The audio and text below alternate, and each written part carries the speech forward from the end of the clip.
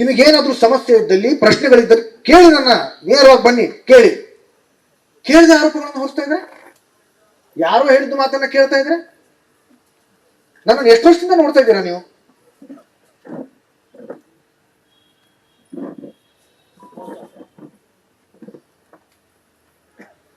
ಕೇಳ್ರಪ್ಪ, ನಾನ್ ನಿಮ್ ಕುಟುಂಬದವನೇ ಅಂತ ಹೇಳ್ತೀನಲ್ಲ, ಕೇಳಿ ನನ್ನ.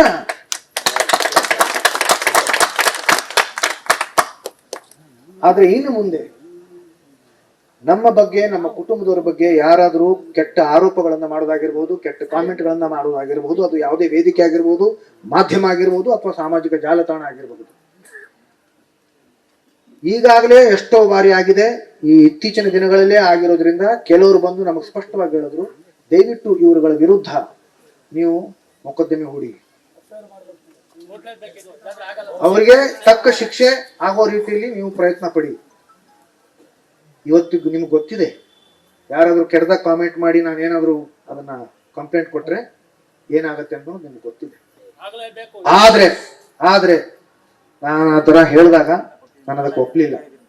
ಇದ್ದಕ್ಕಿದ್ದಾಗೆ ಆ ತರ ಮಾಡಬಾರ್ದು, ಒಂದ್ಸಲ ಎಚ್ಚರಿಕೆ ಆದ್ರೂ ಕೊಡಬೇಕು. ಯಾಕಂದ್ರೆ ಅವ್ರದೇ ಆದಂತಹ ಒಂದು ವೈಯಕ್ತಿಕ ಜೀವನ ಇರುತ್ತೆ, ವೈಯಕ್ತಿಕ ಕುಟುಂಬ ಇರುತ್ತೆ, ಅವ್ರನ್ನ ಪ್ರೀತಿಸೋರು ಜನ ಇರ್ತಾರೆ, ಅವ್ರಿಗೆ ತೊಂದರೆ ಆಗ್ಬಾರ್ದು. ಆದ್ರೆ ಈಗ ನಾನು ಅದನ್ನು ಎಚ್ಚರಿಕೆ ಕೊಡ್ತಾ ಇದ್ದೀನಿ, ದಯವಿಟ್ಟು ನಮ್ಮನ್ನ ಬಲವಂತ ಮಾಡಬೇಡಿ. ನಿಮ್ಮ ವಿರುದ್ಧ ಕಂಪ್ಲೇಂಟ್ ಕೊಡೋದು ನಮಗಿಷ್ಟ ಇಲ್ಲ, ಆದ್ರೆ ದಯವಿಟ್ಟು ಇದೇ ಮುಂದುವರಿಸ್ಕೊಂಡು ಹೋದ್ರೆ ನಾವು ಕಂಪ್ಲೇಂಟ್ ಮಾಡಲೇಬೇಕಾದ ಪರಿಸ್ಥಿತಿ ಬರುತ್ತೆ. ನಿಮಗ್ ತೊಂದರೆ ಆದ್ರೆ ನಮಗಿಷ್ಟ ಇಲ್ಲ, ನಿಮಗ್ ಕಷ್ಟ ಆದ್ರೆ ನಮಗಿಷ್ಟ ಇಲ್ಲ. ನಾವೆಲ್ಲರೂ ಜೊತೆಲಿರೋಣ, ಒಂದಾಗಿರೋಣ, ಒಗ್ಗಟ್ಟಿಂದಿರೋಣ, ಪ್ರೀತಿಯಿಂದ ಇರೋಣ. ವಸುಧೈವ ಕುಟುಂಬಕಂ ಅಂತ ನಾನು ಎಷ್ಟೋ ಬಾರಿ ಹೇಳ್ಕೊಂಡಿದ್ದೀನಿ. ಈ ಭೂಮಿ ಮೇಲೆ ಇರ್ತಾ ಇರೋ ನಾವೆಲ್ಲರೂ ಒಂದೇ ಕುಟುಂಬದವರು.